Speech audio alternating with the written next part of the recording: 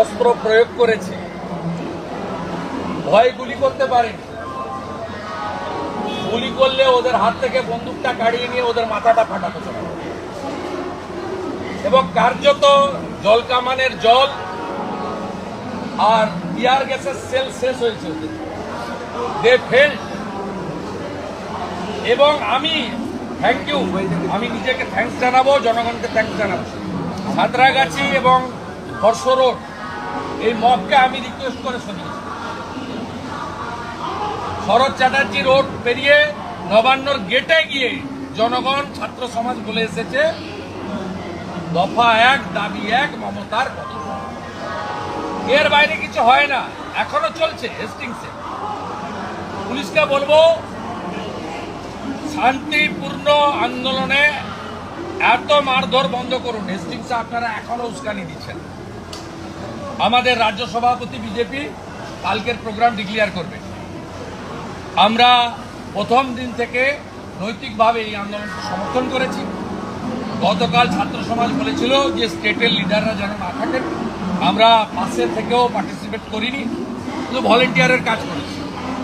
2 লক্ষ জলের pouch, medical aid, temporary medical assistance board, volunteer, যা যা ওদের সাপোর্টিং দরকার। আমাদের বাড়ির বাচ্চারা এসেছে, ভাইরা এসেছে, বোনেরা এসেছে, তাদের জন্য আমরা করেছি। আর প্রচুর গার্ডিয়ান এসেছেন, তারা রাজনীতির রং ভুলে এসেছেন। কেউ বাবা, কেউ দাদা, তারা এসেছেন পশ্চিমবাংলার নারীদের সম্মান রক্ষা করার জন্য। অভয়া, তিলোত্তমা, কাদম্বিনী যেই নামেই ডাকুন না কেন, আমার বোনের ধর্ষকদের, চক্রান্তকারীদের, খুনিদের ক্যাপিটাল পানিশমেন্টের জন্য তারা এসেছে। বাকিটা পরে হবে। হেস্টিংসে, এমজি রোডে এখনো চলছে। একটা কথা আর আজকে ট্রেন গাড়ি হায়ার না করে 1.5 থেকে 2 লক্ষ পাবলিক এসেছে। আর সব রাস্তা বন্ধ করেছে মমতা পুলিশ। জলপথে এবং স্থলপথে কেউ আসতে পারেনি। থ্যাঙ্কস টু রেলওয়ে ডিপার্টমেন্ট, তারা জেনেছিলেন ক্রাউড আসবে, সব ট্রেনে এক্সট্রা কোচ লাগিয়েছেন।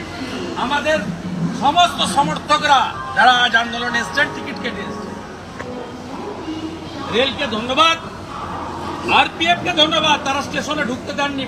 মমতার পুলিশ স্টেশনে ঢুকতে দেননি। Thanks to railway, thanks to Ashwini বৈষ্ণব, রেলওয়ে মিনিস্টার। বলছি যে পরিকল্পিতভাবে কাল থেকেই বলেছিলাম যারা পরিকল্পনা করে মানে বিরাট পরবর্তী আমাদের ঘোষণা করবে। আমি এক্ষুনি পার্টি অফিসে যাচ্ছি। আমি কলকাতা